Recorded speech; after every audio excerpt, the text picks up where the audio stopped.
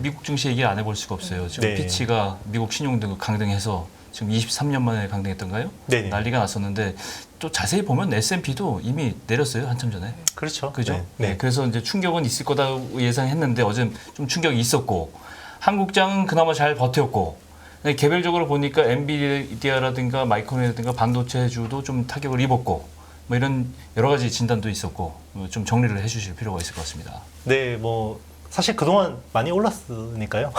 물론 그렇죠. 네, 많이 올랐죠. 예. 필라델피아 반도체 지수로 보면 이제 네. 반도체만 놓고 보면 이게 PR이 25배를 넘어섰거든요. 이게 거의 뭐 10년 내에 거의 최고점 수준이에요. 예. 그런데 이제 그러면 반도체주 전반이 다 올랐냐? 그것도 네. 아니에요. 음. 몇몇 한 7개 종목, 엔비디아를 위시한 7개 종목만 올랐고요. 예. 나머지들은 별로 재미가 없었습니다. 소외가 됐어요. 네, 그러니까 철저하게 미국도 가는 종목만 가는 장이었고요. 이제 엔비디아가 하드 캐리했죠. 네. 거의 3배가 올랐으니까요. 이렇게 큰 종목이.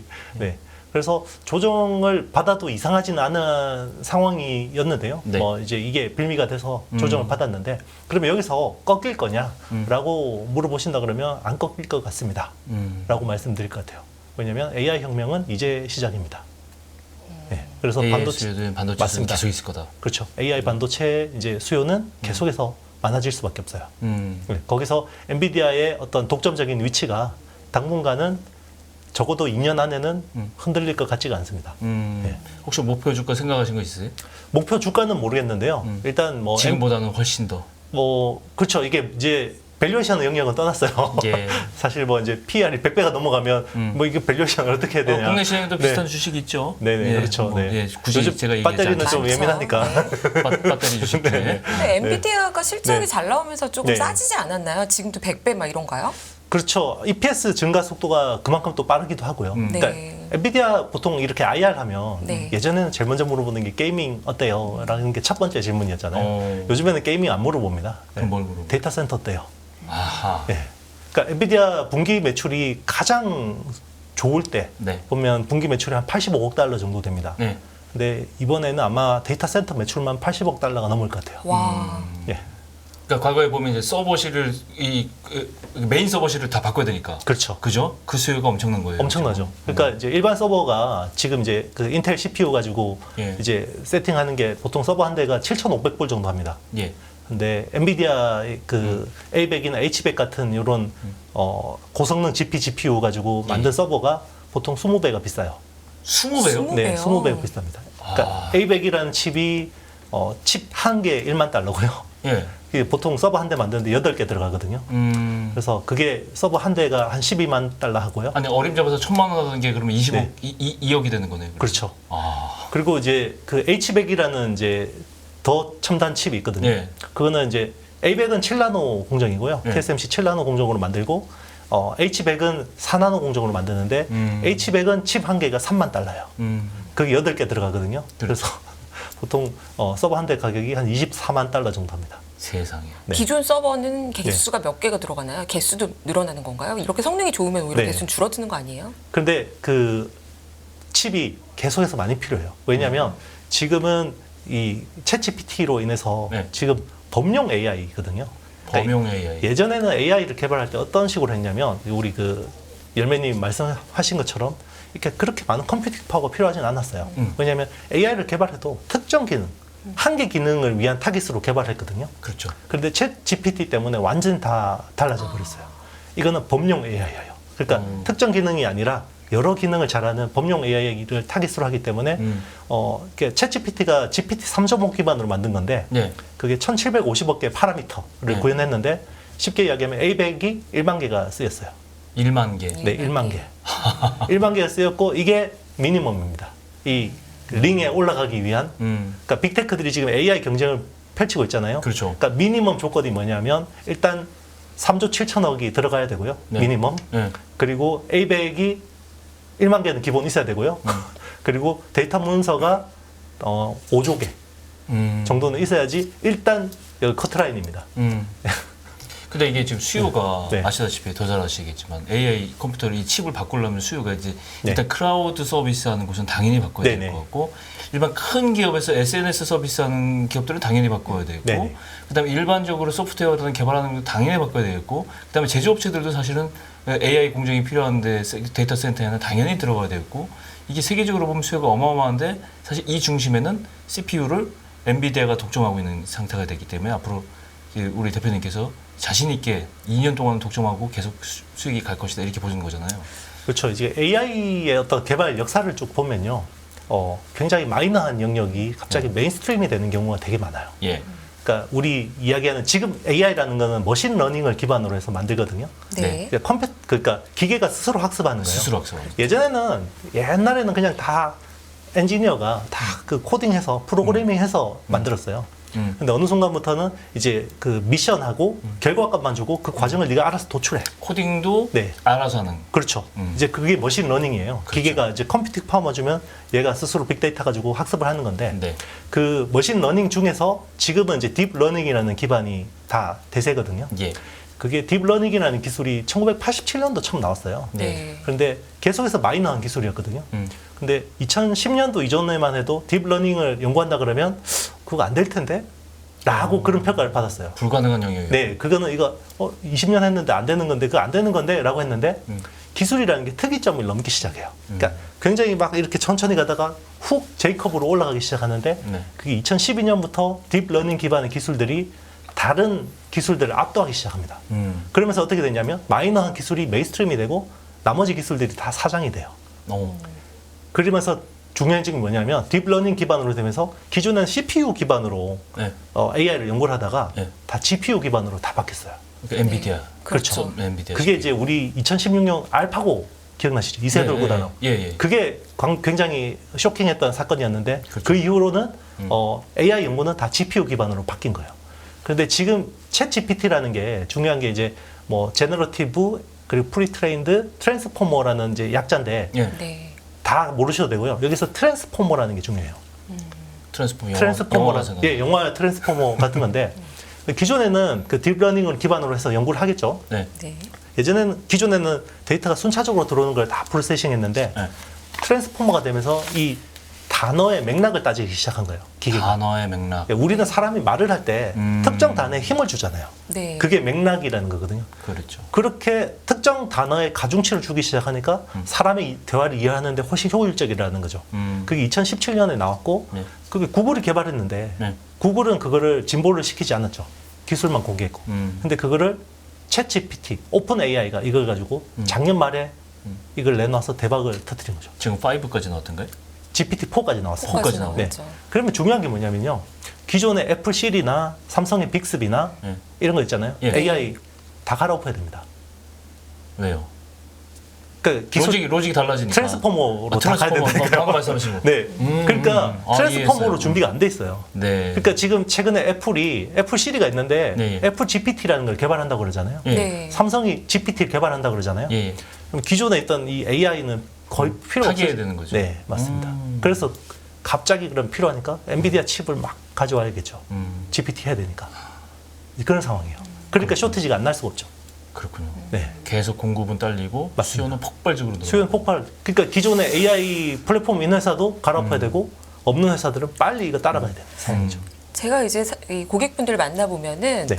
이런 질문들을 하세요. 이게 좀 아직은 별로 와닿지가 않는다. 그러니까 지금 말씀하신 것처럼 투자비는 3조 7천억 말씀하셨잖아요. 네네. 그렇게 어마어마한 투자를 들여야 되는데 이게 과연 상용화해서 돈은 언제 버는 거냐. 네. 그러니까 돈을 버는 단계로 가야 진짜 본격적인 전쟁이 시작되는 거 아니냐. 이런 말씀들을 하시는데 어떻게 네. 보시나요?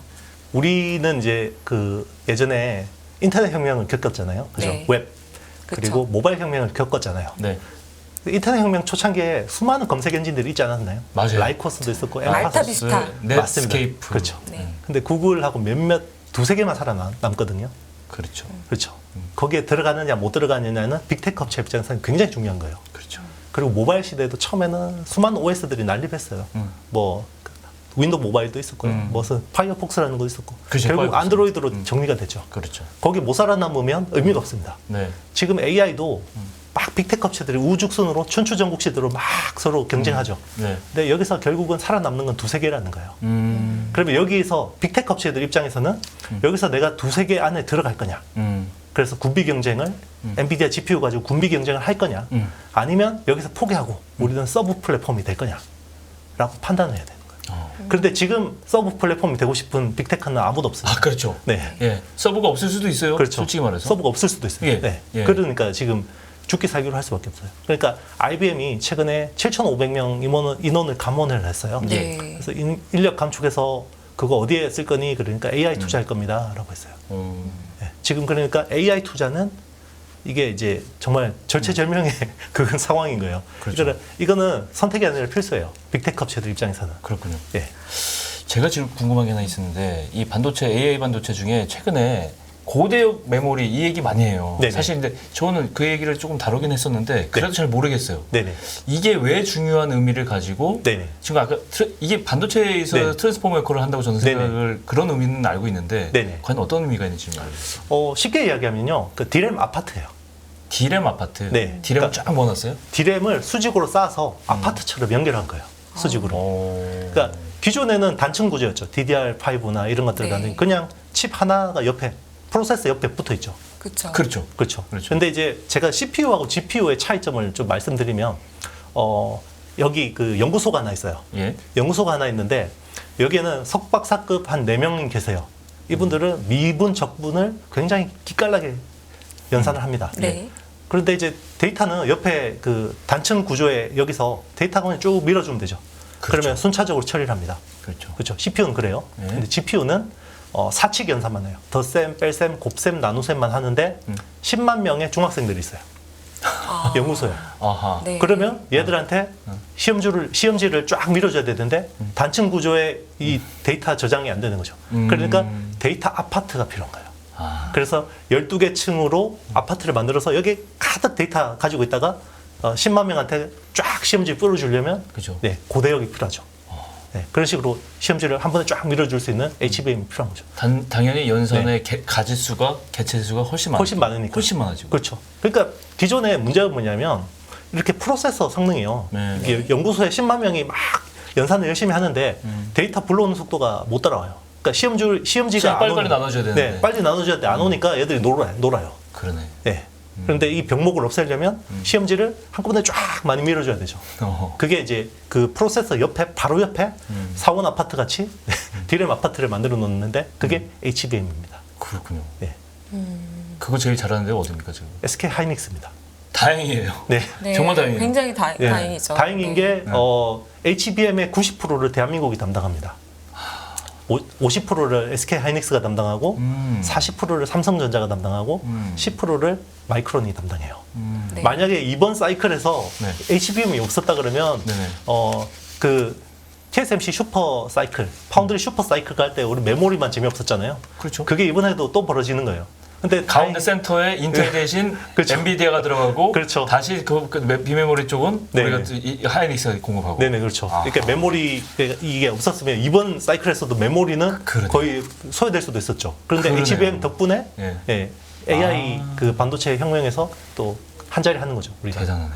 우리나라가 그렇게 점유율이 높았던 이유는 뭔가요? 이게 진입 장벽이 높은가요? 아니면은 네. 어떻게 봐야 될까요? 일단 메모리 업체가 디램 업체가 3개밖에 없고요. 네. 전 세계적으로 보면 예전에 그렇죠. 한 50 몇십 개 수십 개가 있었는데 치킨 게임을 벌이면서 2000년부터 2010년까지 매년 한 두세 개씩 회사가 망했거든요. 네. 삼성이 치킨 게임 하면서 이제 맞아요. 망했고 그리고 이제 HBM이라는 컨셉은 2008년도 AMD가 처음으로 AMD가 네, 고안을 했어요. 그러니까 AMD는 그냥 제안만 했고요. 자기들이 한 건- 찾아볼 수가 없는데. 그렇죠. 네. 그러니까 AMD는 특별히 한 게 없고 이거 컨셉트를 한번 만들어봐라고 네. 해서 이제 삼성하고 하이닉스한테 던져줬는데 너무 어려운 거예요 이게.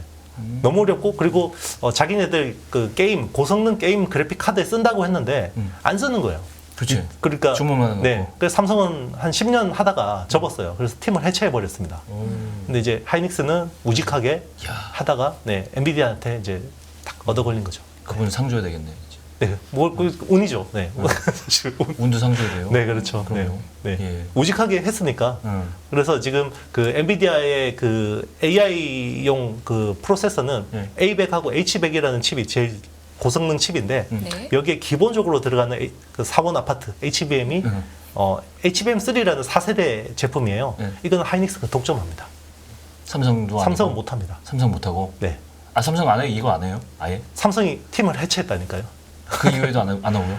그러니까 이제 삼성은 뒤늦게 다시 또 그 했겠지. HBM3는 못하고 HBM 3세대 제품까지 해요. 아하. HBM2E까지만 합니다. 예. 그래서 최근에 이제 삼성 내에서 막 이것 때문에 중간 인사가 있었잖아요. 네. 그래서 인적 쇄신도 하고 다시 팀을 리빌딩하고 음. 그래서 9월에 경기현 사장이 HBM3를 양산하겠다라고 음. 공언을 했는데 실제로 나올지는 지켜봐야 되는 거죠. 근데 삼성전자도 엔비디아에 공급을 한다. 네. 뭐 그게 앞으로 따라잡을 수 있는 가능성은 어떻게 보시나요? 가능성은 아직 반반 정도라고 봐요.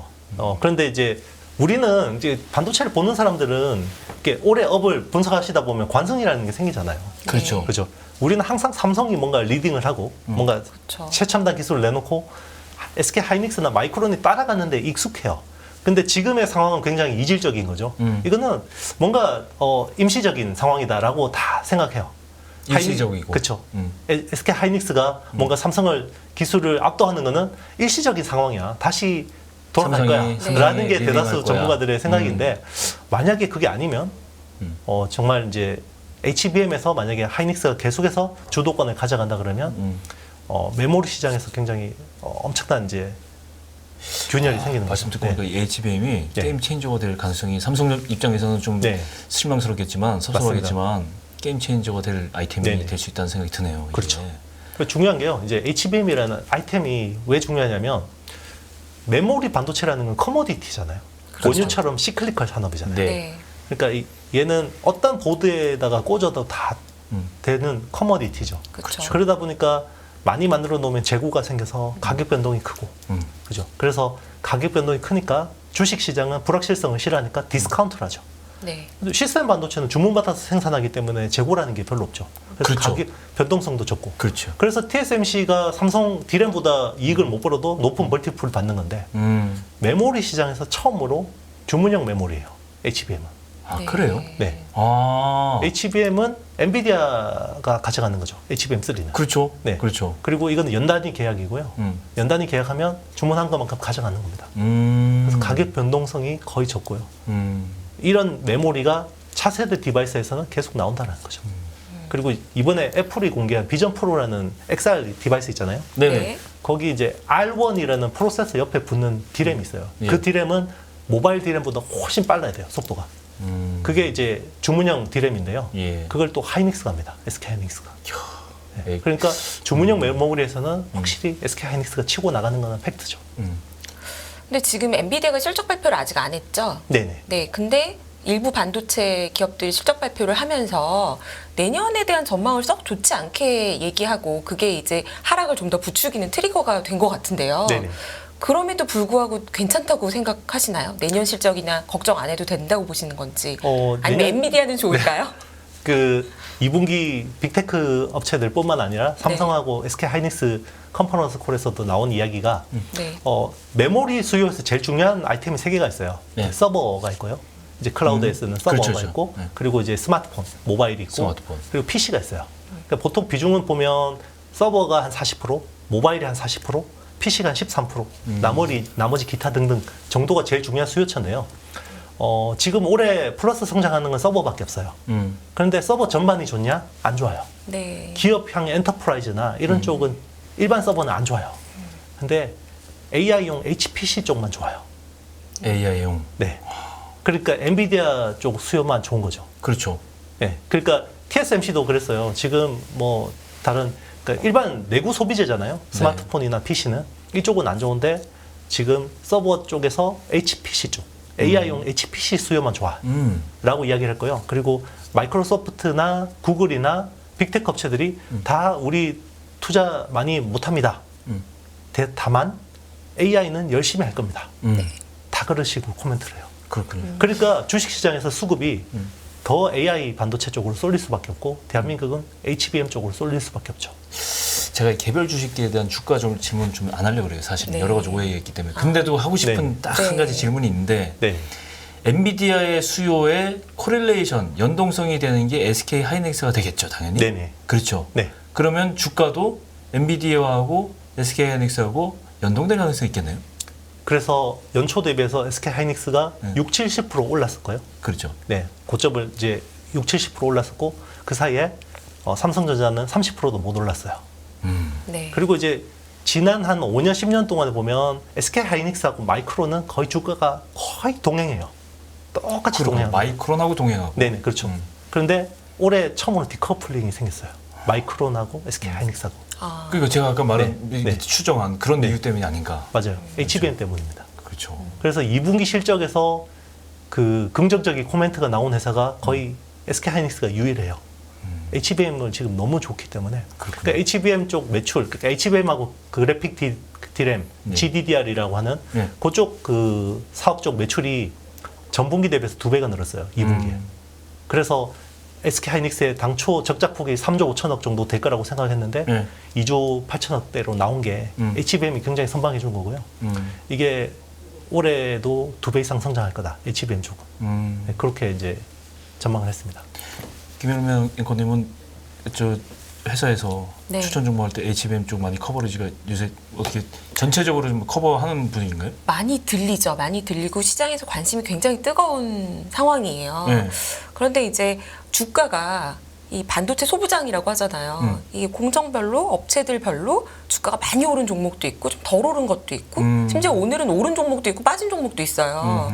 근데 지금 반도체를 싸잡아서 다 좋다 이렇게 얘기하기에는 지금 앞에 말씀하신 것처럼 기존 메모리 시장이 죽는 걸 또 감안하면 이 밸류체인 상에서 누구는 수혜를 보겠지만 그치. 누구는 뭔가를 뺏길 거 아닙니까? 그렇지. 오늘 그냥 AI가 진짜 긴 트렌드라고 IT의 신이시니까 일단 네. 제가 믿고 그러면 AI가 빅 트렌드로 갈 때 어떤 공정은 누구는 수혜를 보고 어떤 공정은 좀 피해를 볼 거라고 생각하시는지 저는 그게 좀 궁금하네요. 보통 이렇게 그 반도체 특히나 메모리 사이클이 반등하면 네. 전공정부터 움직이죠. 그러니까 전공정. 그렇죠, 그렇죠. 전공정. 장비 발주가 나갈 일단 거예요. 그거 나가야 되니까. 그렇죠. 네. 근데 이번 사이클은 특이하게요. 후공정이 움직였어요. 네. 후공정 중에서 어. 어드밴스드 패키징이라는 키워드가 되게 중요합니다. 어드밴스드 패키징이라는 게 네. 중요해졌고 그쪽만 좋아요, 지금은. 이유가 뭔가요?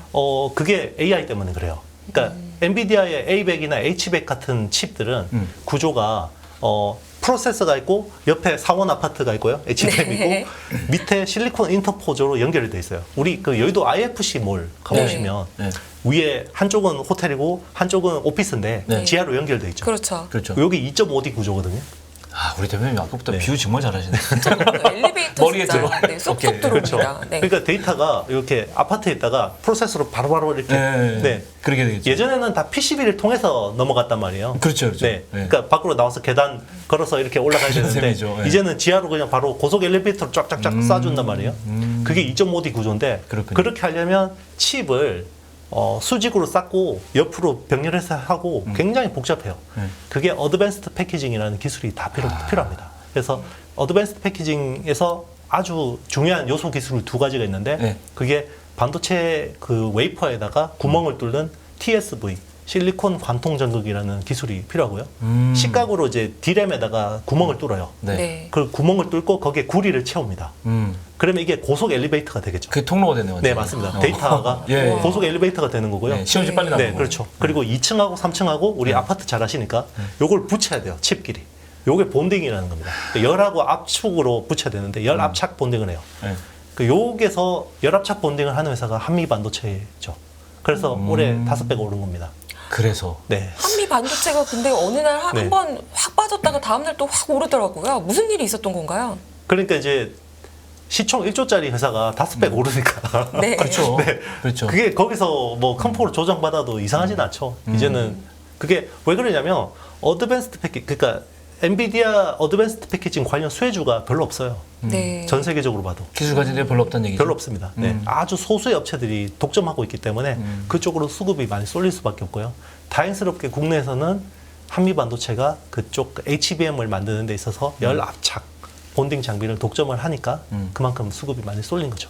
우리가 이 얘기를 다시 좀 원점으로 돌아가면 네. AI의 유행에 대한 패션에 대한 트랜스포머에 정말 살아남을 수 있는 회사를 옥석가리기를 해야 되고 그 기술은 어디가 가지고 있고 지금 진행이 어떻게 되고 있냐 이걸 보고 있는 건데 근데 그럼 국내에서 실질적으로 이 AI를 선도해 나갈 지금 SK하이닉스 같은 경우는 HBM으로 얘기를 했고 실질적으로 사용자들이 쓰는 B2C 업체들 대표적인 게 저는 AI로 활용할 수 있는 업체가 네이버라고 생각하거든요. 네네. 이 과연 네이버가 지금 뭐 네이버가 들으면 기분 나쁘겠지만 그 과도한 독점적 지위를 누리고 정말 오랜 시간 동안 누려왔는데 이게 또 변수가 되지 않을까? AI 지금 한다고 얘기하고는 있잖아요. 그렇죠. 그죠? 이 부분은 어떻게 보세요? 일단 이제 AI 비즈니스 모델로 보면 크게 두 가지가 있어요. 파운데이션 모델이라는 게 있습니다. 파운데이션 모델이라는 거는 이제 우리 챗 GPT처럼 예. 그냥 데이터 원유를 파는 회사라고 생각하시면 돼요. 데이터 원유. 네, 데이터를 굉장히 많이 가지고 있다가 요거를 파는 회사. 그 원유 상태로. 그렇죠. 그렇죠. 네. 그래서 이제 여기서 가지고 있는 데이터를 어떤 업체한테 라이센스해서 주는 거죠. 그러면 API라는 거를 주면 네. API를 받아서 여기서 필요한 데이터만 자기들이 가져가서 서비스를 만드는 거예요. 그게 어플리케이션 AI 모델이라고 합니다. 그러니까 파운데이션 모델이 있고 어플리케이션 AI 모델이 있어요. 근데 지금 빅테크 업체들이 하는 건 대부분 파운데이션 모델이고요. 네. 국내에서 유일하게 파운데이션 AI 모델을 하는 회사가 네이버입니다.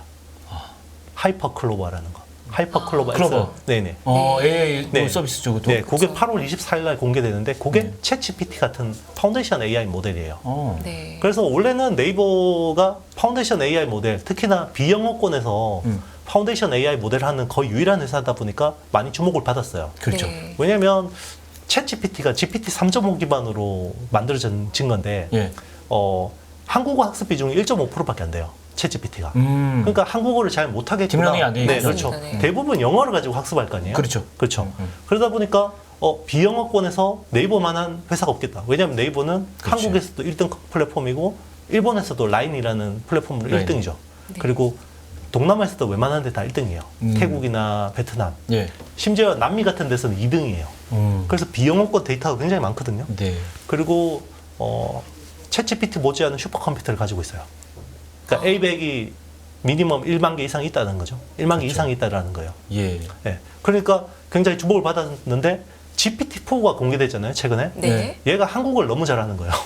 더 똑똑해졌네요. 네, 더 똑똑해진 거예요. 네. 그래서 네이버가 주가가 많이 빠졌어요. 근데 최근에 그럼 왜 다시 오르냐?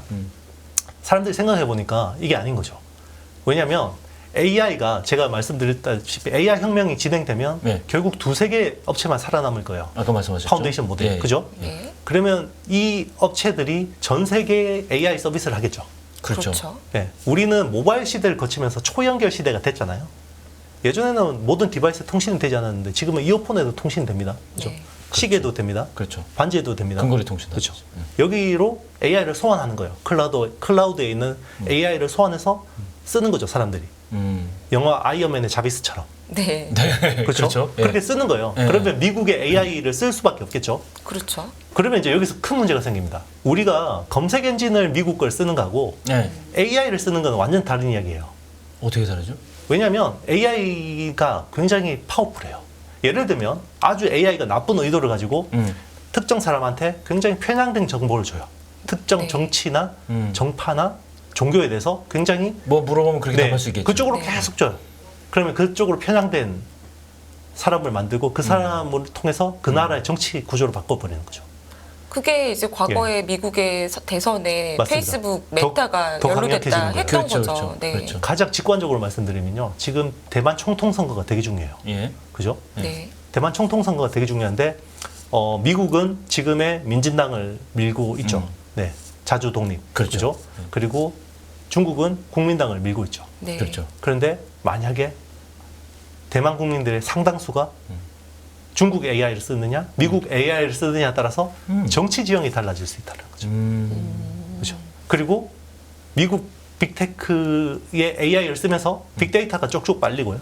네. 그건 그렇죠. 당연하죠. 네, 빅데이터가 쪽쪽 빨리고. 그렇죠, 그렇죠. 그리고 중요한 게요. AI라는 거는 사람의 윤리와 가치관을 배워야 돼요. 그렇죠. 네. 네.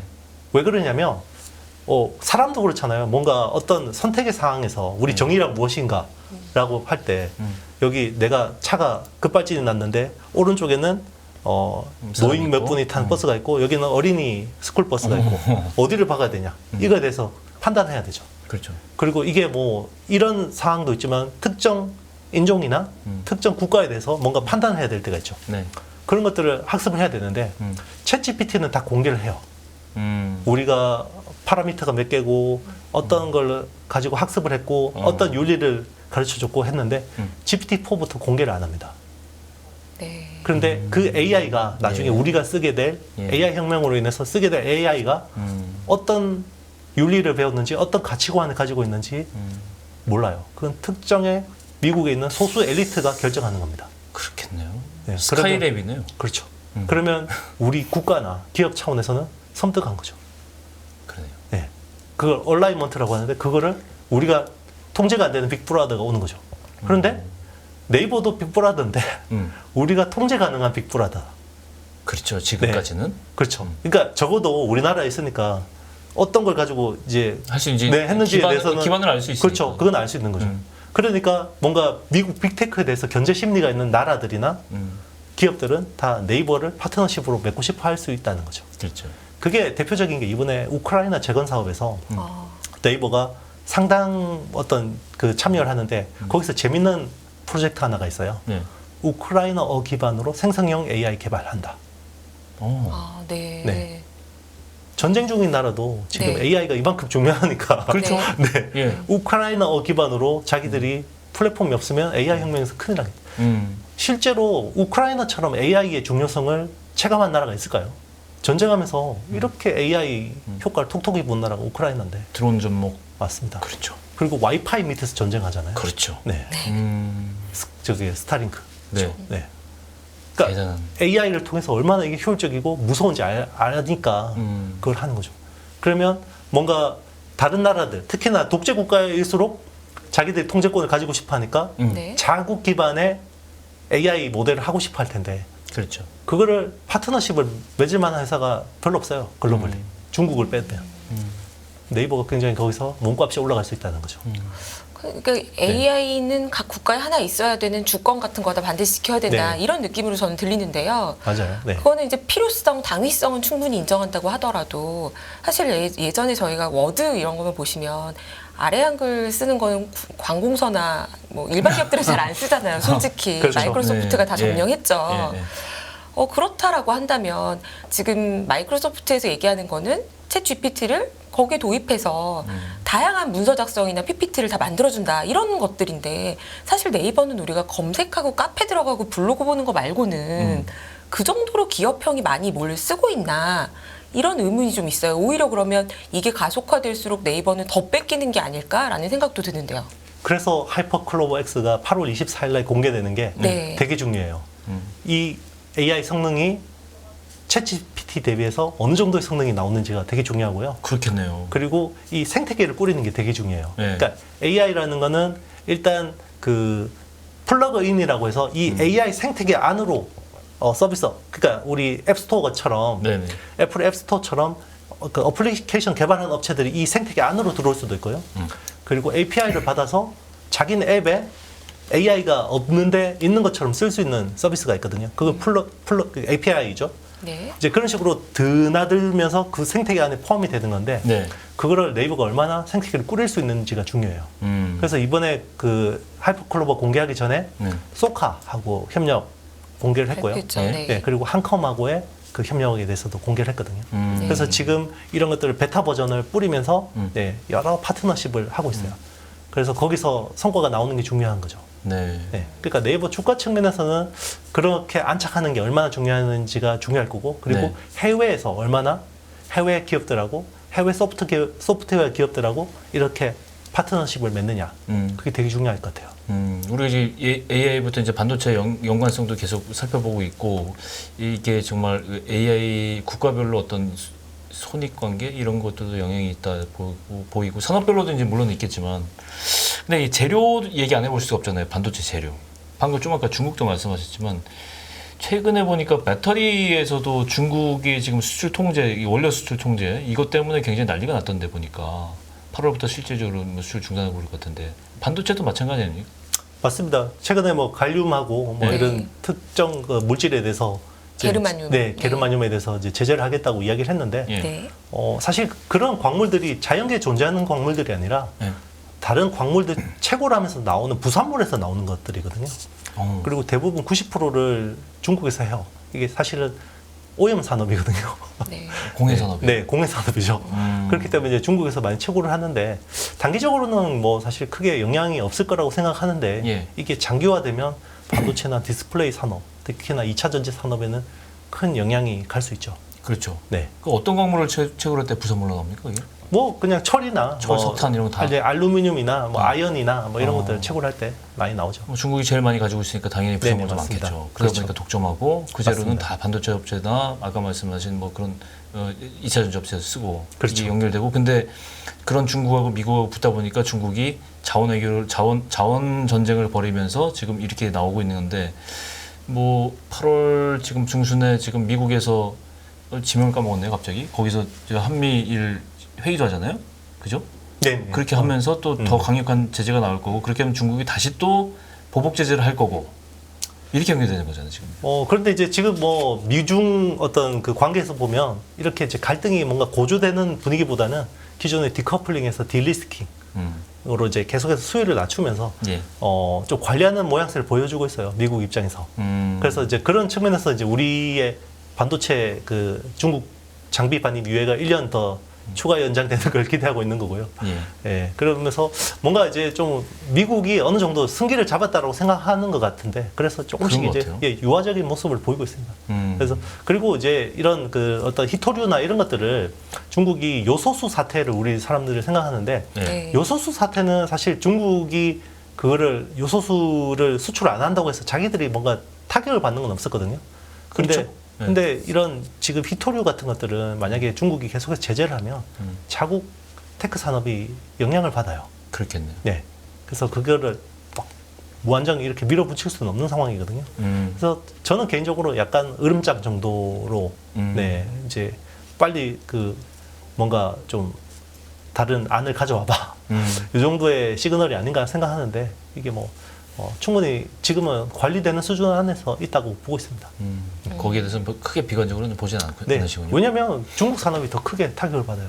그건 반도체하고 디스플레이에 쓰는 건데 그걸 못 쓰게 되면 중국 기업들이 테크 기업들이 타격을 받게 되죠. 조금 더 얘기해 보면 시진핑 네. 3기에서 지금 제일 고민이 경제 문제 아니에요. 지금. 그렇죠. 그렇죠. 어떻게 이게 다 실업률부터 시작해서 경제 다 하향 곡선을 그리고 있는데 이걸 살려내야지 정말 중국 인민들이 맞습니다. 다시 한번 시진핑 3기에 대해서 기대를 할 텐데 지금 실망이 이만저만이 아니고 여러 가지 나쁜 배드 뉴스들만 계속 돌린단 말이에요. 그렇죠. 중국에서는. 전 세계에서 반도체 제일 많이 쓰는 나라가 중국인데 그렇겠죠. 중국이 그 그렇겠죠. 어떤 그런 히토류를 제재를 해서 반도체 생산에 차질이 생기게 한다라는 거는 자국 기업들도 쓰지 못하는데. 네, 맞습니다. 근데 그 좀 시간이 좀 됐지만 버핏이 TSMC를 다 매도하면서 네. 지정학적 리스크를 크게 본다. 네. 물론 옆에서 그 친구분은 아니 괜찮다. 너무 과하게 보는 것 같다라는 네. 얘기도 분명히 했어요. 네. 어떻게 보시나요? 지정학적 문제가 더 심화될 거라고 봐서 TSMC도 버핏은 팔아버렸는데 네. 뭐 얼마든지 더 강한 제재도 나올 수 있는 게 아닐까요? 저는 그 지정학적 리스크를 심각하게 본다고 봐요. 네. 예, 워런 버핏이 그거에 대해서 본다고 봤고 실제로 미국 엘리트들도 그렇게 생각을 합니다. 그러니까 이번에 사실은 그 차이 잉원 총통이 어떻게 보면 외교적으로 실수를 했던 부분이 우리에게는 실리콘 실드가 있어요. 네. 그게 TSMC입니다. 라고 이야기를 했습니다. 음. 그거를 미국 엘리트들은 굉장히 충격적으로 받아들였어요. 아, 네. 왜요? 네. 왜냐하면 진짜 맞거든요. 생각해보니까 그러네요. 그렇죠. 네, 그렇죠. 그러니까 만약에 중국이 대만을 침공한다 그러면 미국 입장에서는 이거를 싸워야 줘야 되냐? 아니면 외면해야 되냐? 이게 진퇴양난이거든요. 그러네. 네. 그런데 대만이 저렇게 이야기를 해버리니까 이거는 자기들이 이제 리스크를 인지를 했기 때문에 어떻게 해야 됩니까? 리스크를 해지를 해야 되죠. 네. 해지를 하려면 TSMC를 미국 내에다가 팹을 깔게 하든지, 그렇죠. 첨단 팹을 깔게 가변을 하든지. 어떻게든지 시켜야 그렇죠. 놔야 네. 되잖아요. 그래서 저는 원래 TSMC가 원래 애리조나 팹에 투자하기로 한 것보다 2배 이상 더 많이 하게 됐잖아요. 네. 그리고 애리조나 그 착공식 때 그때 미국의 뭐 팀쿡 애플 CEO부터 리사수, 젠슨 황 다 왔거든요. 네. 네, 정말 돈 주고 모아라도 못 모으는 사람들. 그렇죠. 바이든이 심지어 축사를 했어요. 조 바이든 대통령이. 거기서 뭐라 그랬냐면 여기는 최첨단 반도체 공장이 될 겁니다. 3나노라고 손가락 3개 딱 이러면서 3나노를 생산할 거예요. 근데 TSMC는 N-1이라는 정책이 있어요.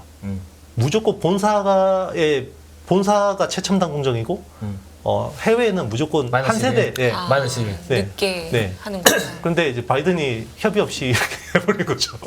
거기서 모리스 창 얼굴이 썩어버렸거든요. 근데 어떻게 합니까? 뭐 미국 대통령이 당시 틀렸어요. 이렇게 할 수 없잖아요. 아, 그렇죠. 네.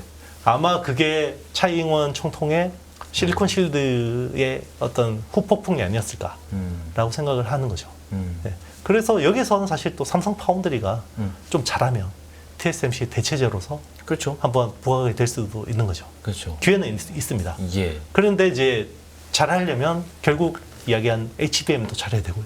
그리고 2.5D 구조의 그 iCube라는 그 기술도 되게 잘해야 되는데 지금 이제 삼성이 너무 못합니다. 그래서 빨리 이제 따라붙어야 되죠. 기술. 삼성이 못하는 동안 최소한 SK 하이닉스는 잘하고 있을 거라고 기대해도 되는 건가요? 그게 이제 SK 하이닉스가 잘하는 건 아파트 만드는 거고요. 네네. IFC 주상복합 2.5D 구조는 그게 이제 코어스라고 합니다. TSMC의 칩 온 웨이폰 서브스트레이트라고 하는데 그 전체를 시스템을 만드는 거는 TSMC가 하거든요. 네. 이제 그 중에 하나 아파트만 우리나라가 하는 거예요. 네. 그런데 이제 그거를 TSMC가 쇼티지가 너무 심각해요. 왜냐하면 이게 이렇게 갑자기 수요가 폭발할 줄 몰라가지고. 물량 다 못 되는 네. 거예요. 최근에 AMD CEO인 리사수 박사가 급하게 TSMC 넘어가서 우리 캐파 좀 줘.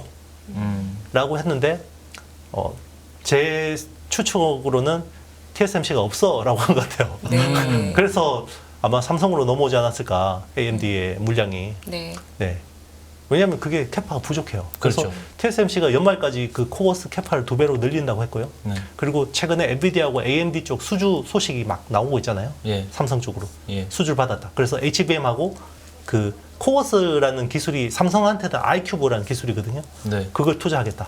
최근에 이제 삼성의 후공정 팹이 천안하고 온양이 있는데 네. 거기에 있는 설비들을 다 드러내서 하나 마이크론한테 넘겨줬어요. 네. 공장이 비어 있잖아요. 네. 그거를 iCube로 채우겠다는 거죠. HBM하고. 그래서 2배 이상 캐파를 기존의 40K에서 80K로 증설하겠다고 했고, SK 하이닉스도 지금 청주 팹에 TSV 캐파를 2배로 늘리겠다고 했거든요. 네. SK 하이닉스는 얼마 전까지 그 운용 자금 없어서 크게 난리쳤던 회사예요. 그죠? 기억나시죠? 그렇죠. 그 달러채 그때 그쵸. 그거 6. 맞아요. 몇 프로로 네. 맞아요. 발행해가지고 발행도 하고. 운용 자금 다 예. 말라버린다고 막 걱정했잖아요. 네. 근데 투자를 안 돼요. 아마 엔비디아에서 1조 정도를 쏴줬을 가능성이 높아요. 네. 그 배터리 업체 때문에 그런 거 아니에요? SK온. 아니요, 저기 SK 하이닉스에 네. 그 HBM용 선지급을 해준 거죠. 선지급을 네. 해줬다. 네. SK 그룹 전체 제 말은 이제 SK 네. 그룹 전체적으로 좀 약간 현금이 좀 딸린다는 네네, 소문이 맞습니다. 있었고, 네, 또 그렇죠. 그게 또 SK온이라는 배터리 그렇죠. 업체 때문에 그룹 차원에서는 이제 그룹 이쪽으로 차원에서, 투자를 해야 되니까. 그래서 네. 그게 영향이 있었다. 약간 그런 분석도 나오고, 네, 그렇죠. 자금이 좀 딸리니까. 하이닉스 쪽으로 뭔가 SK 그룹에서 뭔가 이렇게 뭔가 지원해줄 수 있는 상황이 아니었죠. 그러니까. 네. 근데 지금 그 주가 흐름을 보면 어쨌거나 그래서 1등인 엔비디아가 많이 올랐고 네. 그리고 아까 말씀하신 후공정 한국 같은 경우에는 패키징이 중요하니까 네. 이 패키징에 관련된 애들이 더 많이 올랐고 네. 그런 상태에서 네. 지금 주식 오래 하신 분들일수록 아니 반도체 하면 그래도 전공정이 같이 가져야지 후공정 많이 올랐으니까 그래도 반도체 돌아서는 거 보고 전공정 사자 이런 얘기도 하시는 분들 계세요. 어떻게 생각하세요? 그 타이밍도 올 거라고 봐요. 네. 그런데 이제 기존의 어떤 그 관성대로 투자하시던 분들이 크게 재미를 못 봤죠. 이번 그쵸. 사이클에서. 기다리는데 안 오르는 네, 거죠. 그렇죠. 전공정이 이번에는 먼저 오를 거라고 생각했는데 네. 어드밴스드 패키징 관련주만 오르는 거죠.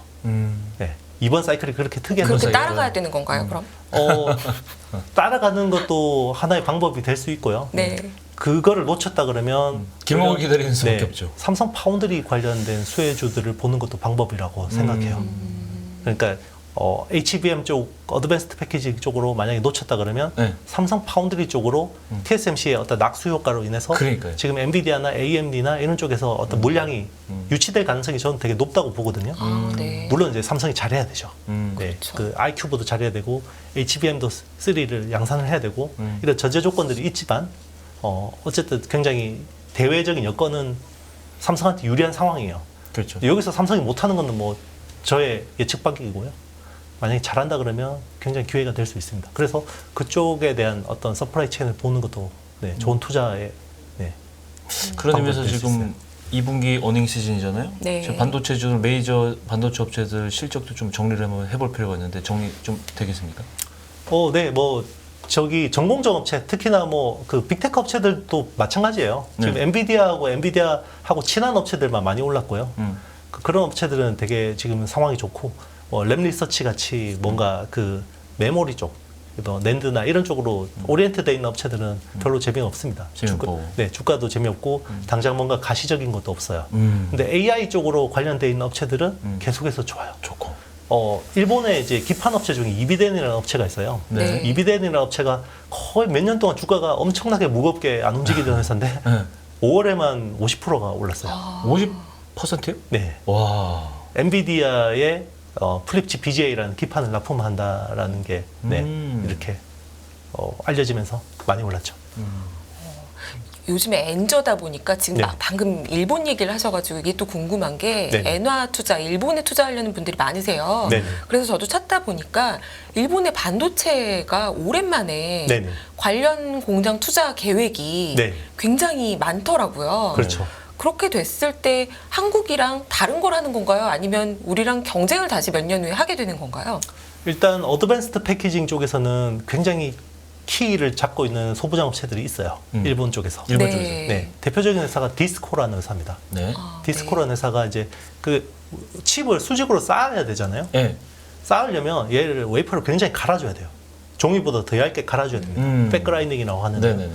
갈아주고 이걸 또 자르는 것도 엄청나게 고난도 기술이 필요하거든요. 그렇겠죠. 그런 쪽을 독점하는 회사가 디스코라는 회사고요. 사실은 TSMC가 구마모토에다가 네. 후공정 팹을 지었잖아요. 네. 일본에다가. 그렇죠. 네. 그런 것도 사실은 일본 소부장 업체들이 그런 회사들이 많기 때문에 뒷받침 해줄 수 맞습니다. 있으니까. 거기 뭐 중간에 들어가는 뭐 접착제 같은 본드 같은 것들도 사실 다 일본 제품이고요. 그러니까 그런 일본의 소재 부품 장비 기술을 무시할 수가 없는 거죠.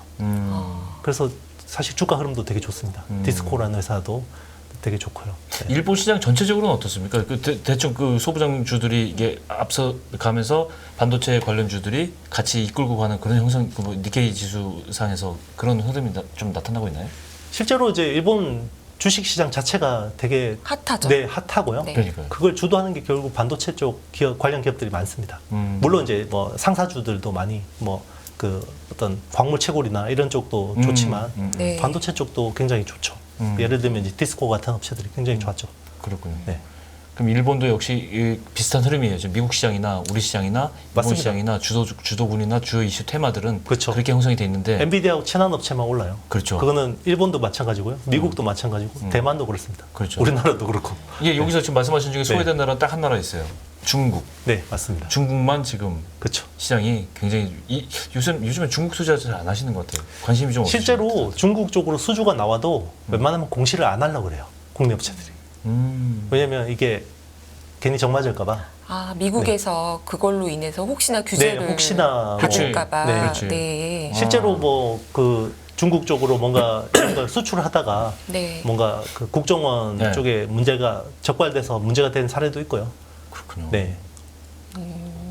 그래서 이제 중국 기업들이 직접 미국에 비즈니스를 하는 게 어려울 수 있으니까 한국에 기업하고 출자를 해서 네. 소재 업체들이나 이런 쪽에서 한국에 투자를 하겠다 이런 얘기도 지금 최근에 많이 나왔어요. 그건 네네. 어떻게 보시나요? 실제로 그런 움직임들이 있기는 있습니다. 네. 이제 그런데 이제 이런 것들은 뭐 미국의 칩스법이나 IRA 법안이 세부안들이 더 나와야지 좀 불확실성이 이게 없어질 될지 안 될지에 그렇게 대해서는요. 맞습니다. 그래서 사실은 뭐 그때도 보면 그 BYD 같은 업체들이 네, BYD. 미국에 그 어떻게 막 그 제재를 우회해서 뭔가 막 포드하고 합작을 한다 뭐 이런 이슈들도 있었잖아요. 그렇죠. 네. 사실 그것도 아직 정리가 안 됐잖아요. 네, 그런 식의 방법이 실제로 될지 안 될지 아직 뭐 하여튼 뭔가 제재가 있으면 이걸 또 회피하려고 또 의외로도 중국 업체들이 또 멕시코 쪽도 굉장히 많이 진출해 있고요. 멕시코요? 네네, 멕시코. 어. 그러니까 그게 우회적으로 이제 왜? 네, 맞습니다. 멕시코가 이쪽 나프타 쪽이니까. 그렇죠. 그 나프타 해체됐고 USMCA라고 하는데 예, 거기 이제 또 혜택을 받을 수 있기 때문에 그런 식으로 네, 약간 이제 뭔가 이제 세탁을 하는 거죠. 네. 그렇지만 계속해서 미국으로 네. 저렇게 붙으면 미국이 네. 계속 잘라낼 텐데요. 그렇죠. 이제 미국이 이거를 어느 수준까지 이제 제재 강도를 높일 거냐 이게 또 되게 지켜봐야 되는 거죠. 그래서 네. 그게 불확실성이 있는 거예요. 그러니까 이제 중국 기업들도 그 하나의 방법으로 검토는 하고 있지만 이거를 얼마까지 베팅해야 될지는 아직까지 판단을 못 하는 것 같습니다. 그렇죠. 네. 이것도 하나만 여쭤보고 싶어요. 네네. 사실 저희가 지금까지 시장에서 AI 챗 GPT 딱 나오기 전까지는 네. 반도체 수요 증가 좀 긴 그림 얘기할 때 빠지지 않고 등장했던 게 사실 테슬라. 네네. 였거든요. 차량용 반도체, 그 전기차 시대가 되면 뭔가 더 가속화된다, 자율주행이 나올 거다, 뭐 이런 얘기 나오면서 차량용 수요에 대한 기대가 있었는데 최근에는 이쪽 얘기는 조금 뜸한 것 같아요. 네. 여기는 어떻게 될 거라고 보시나요?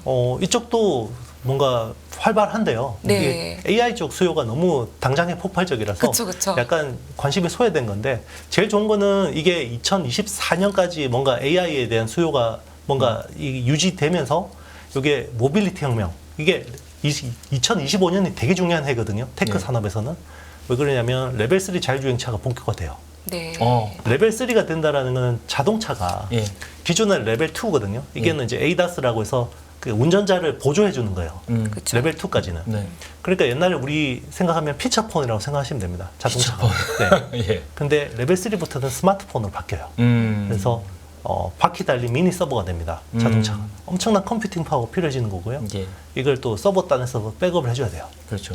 그게 그러면 또 반도체 수요를 굉장히 촉발시킬 수 있는데 AI 혁명하고 모빌리티 혁명에 이게 잘 연계가 되면 정말 큰 사이클이 일어날 수 있죠. 반도체 쪽에서는. 수요적인 측면에서는. 예. 그러니까 사실은 원래 새로운 수요처로서 굉장히 기대를 했던 게 모빌리티 혁명이었거든요. 예. 그런데 이게 생각지 않게 챗GPT 때문에 AI 혁명이 먼저 터져버린 거예요. 네. 그럼 그- 실제로 AI 네. 혁명이 더 먼저 일어나고 있다고 보시나요? 아니면 네.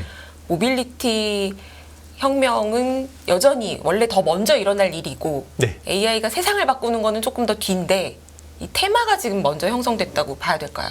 이게 어느 이제 쪽인가요? 약간 그 주식시장 계신 분들의 네. 약간 그 어떻게 보면 약간 관성이라고 볼 수 있는데요. 네. 이게 우리는 AI 따로 모빌리티 따로라고 하잖아요. 결국 모빌리티 혁명이라는 건 AI가 기반이 돼야 됩니다. 그렇죠. 그러니까 CPND라고 해서요. 예. 콘텐츠, 플랫폼, 네트워크, 디바이스가 같이 바뀌어요. 그러면 디바이스 단에서 바뀌는 거는 모빌리티 혁명, 로보틱스 이런 네. 쪽이고요. 예. 이게 AI가 백업이 돼야 되는 거예요. 그러니까 테슬라의 도조 시스템이라는 건 결국 AI거든요. 그렇죠. 그렇죠. 네, AI가 서버에서 네, 막 수많은 연산을 해주면서 엣지 단에 있는 자율주행 차를 뭔가 그 가이드를 해주는 거거든요. 네. 예.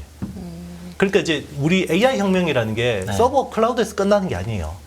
이게 지금은 AI가 서로 살아남기 위해서 그 지금은 경쟁을 하는 거고요. 네. 지금은 데이터 학습을 하는 구간이에요. 그렇죠. 한 2년 동안은. 네. 그러니까 데이터를 학습을 하고 충분한 데이터가 네. 쌓이게 되면 네. 어느 시점에서는 특이점이 올 거예요. 맞습니다. 얘들이 그러면 뭔가 추론을 하기 시작하면서 서비스를 할 거예요. 서비스를 하면 이런 엣지 디바이스 단에서 다 AI 반도체가 들어가야 됩니다. 그렇죠. 네, 이런 컴퓨터도 AI 엔진들이 들어가야 되고요. 네, 자율주행차에도 AI 엔진이 들어가야 되고 그렇죠. 하늘에 떠다니는 UAM도 네, 2025년부터 뜨죠. 여의도에. 그렇죠, 그렇죠. 네, 네. 거기도 다 그런 AI 기본이 들어가야 되죠. 그럼 지금까지 모빌리티 혁명을 이끌어왔던 그 안에 들어가는 AI 여러 가지 메커니즘들이 네. 사실은 챗GPT가 발전하고 레벨업하면서 싹 갈아엎고 다시 새 걸로 갈아 끼워야 될 수도 있겠네요. 더 좋아지는 거죠. 더 좋아지죠. 그러니까 AI 엔진이 음. 우리가 생각했던 것보다 훨씬 좋아지는 겁니다. 네. 네. GPT 기반으로 가면. 무섭기도 하고 그렇죠. 네. 예측 불가하기도 하고 아까 말씀하신 대로 정말 특이점이 진짜 온다는 네. 싱귤러리티라고 하잖아요. 유명한 이제 세상에서 가장 유명한 단어는 저는 싱귤러리티라고 생각하는데 그렇죠. 정말 그 특이점에서 지점을 잘 알고 투자를 하는 것이 가장 전제가 될 수 있다고 생각하는데 문제는 그 메커니즘이 어디로 튈지를 아직 예측을 정확하게 맞습니다. 못 한다는 게 문제인데 그렇죠. 그런 의미에서 그런 측면에서의 어떤 앞으로의 향후 중장기적 투자 네. 전략은 어떻게 좀 갖고 그래서 HBM 쪽은 저는 쉽사리 꺾일 것 같지는 않아요. 네. 결국 우리나라가 90%를 주도하는 시장이고 네. AI 반도체에서 HBM이라는 그 제품은 계속해서 중요해질 수밖에 없거든요. 네. 그리고 이게 삼성이 여기서 이전에 어떤 TSMC와의 경쟁에서는 완전히 완패를 했는데 그렇죠. 이번에 뭔가 좀 달라진 모습을 보여준다 그러면 이게 더 가속이 될 수 있어요. 대한민국 그 테크 산업에서. 그렇죠. 네. 하나의 또 큰 기회를 열어줄 수 있고요. 이거는 삼성 파운드리가 뭐 수주 땡겨온다 이런 차원이 아니라요. 삼성 파운드리 중심으로 새로운 생태계가 세팅되는 거예요. 여기서 칩 리스, 그러니까 IP 생태계가 새로 생기고요. 네. 여기에 파운드리가 되면 또 수많은 후공정단이나 이런 쪽에서 또 많은 업체들이 새로운 업체들이 맞습니다. 생겨나고 엄청난 생태계가 생겨야 되거든요. 그런 쪽에서 또 많은 슈퍼스타 같은 기업들이 나오겠죠. 한미 반도체 같은 회사가 이런 쪽에서도 나올 수가 있죠. 그렇죠. 네. 이렇게 다시 대표님한테 질문을 드리고 싶은데 이 정도의 혁명이 일어나는 기술이 네. 과거에 언제 있었냐? 그러면 아까 말씀하신 인터넷 혁명이었어요. 네. 그게 주저없이 꼽고 싶은데 그때 혁명 이후로 전후로 비교해 보면 정말 말씀하신 대로 새로운 상상도 못한 기업들이 많이 생겨나고 대표적인 게 포털하고 SNS 서비스 그렇죠. 이런 거 생겨나고 했는데 이게 이 지점에서 폭발점이 지어나오면 산업 구조가 완전히 바뀌게 될 것이다라고 좀 예측을 할 수 있는데 그런 의미에서는 이 AI 혁명이 인터넷 혁명보다 훨씬 더 변화를 많이 가져올 것이다. 이렇게 저는 감히 예측을 하고 싶은데 어떻게 보십니까? 뭐 그거는 이미 전 세계 구루분들이 다 그렇게 얘기하고 예측을 있는 거잖아요. 하셨어요. 그죠? 네. 네, AI 혁명은 인터넷 혁명보다 훨씬 폭발적이다. 훨씬 더. 예, 인류의 문명을 바꿔놓을 거다라고 많은 이야기를 하시죠. 예. 이제 결국 그러면 우리가 투자하는 포인트에서는 요 특이점을 잘 봐야 되는데, 그렇죠. 네. 그래서 저는 투자자라면 칩툴 예. 10%를 잘 봐야 된다고 생각해요. 침투율 10%요. 네.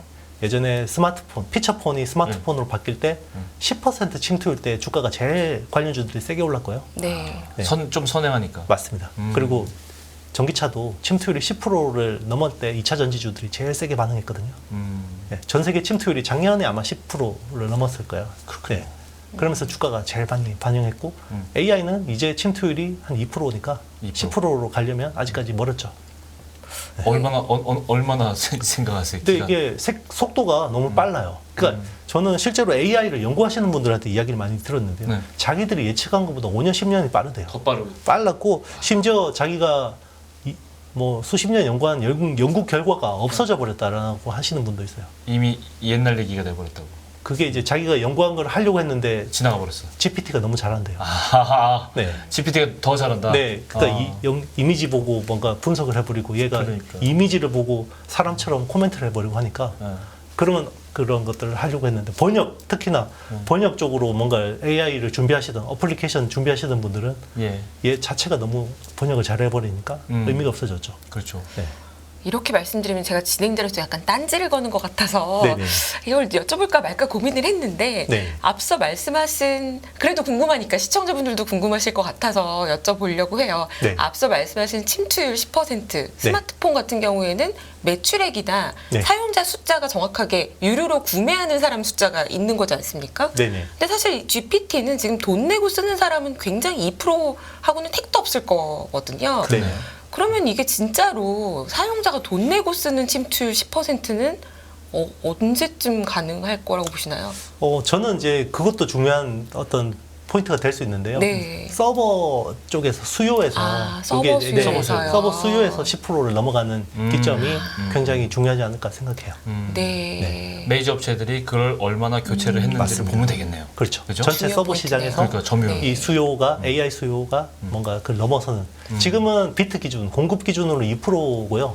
금액 기준으로 10%가 넘거든요. 네. 그게 이제 그 공급 기준으로 10%를 넘는 포인트가 되게 중요하지 않을까 생각해요. 우리 대표님한테 네. 질문을 계속 드리고 싶은데 시간이 다 됐는데 네. 더 질문을 드리려면 사실은 네. 저도 공부를 더 많이 하고 와야 돼요. 맞아요. 저도요. 이 기술은 정말 지난달에 서점에 샀던 책이 네. 이미 다 아는 얘기고 다 그보다 훨씬 더 진보된 기술을 얘기하는 책들이 나오고 있어요. 그게 정말 서점에 가기가 두려울 정도인데 그렇죠. 책을 사기가 싫을 정도예요. 이게 다음 달에 또 이 책이 필요 없을 텐데 그런 그렇죠. 거랑 똑같은 속도로 지금 계속 AI 쪽은 진보를 하고 있는 현기증이 납니다. 예, 사실은. 예. 예. 이게 테크는 특히나 이렇게 지나간 기술은 아무 의미가 없거든요. 그러니까요. 10년 전에 20년 전에 LCD 전문가가 지금 무슨 의미가 있겠어요. 맞아요. 그러니까 졸면 죽는 바닥이 테크 쪽인데 요즘 AI는 너무 속도가 빨라서요. 현기증이 납니다. 그래도 그렇죠. 열심히 우리나라가 또 잘하는 거니까 빨리빨리 적응하고 뭔가 변화하는 것들은 주도적으로 하는 거는 우리나라가 잘하기 때문에 AI 혁명에서 또 중요한 또 역할을 할 수 있다고 맞습니다. 생각해요. 예. 끝없는 위기 속 기회는 언제나 숨어 있습니다. 성공한 투자 고수들과 나눈 투자의 철학.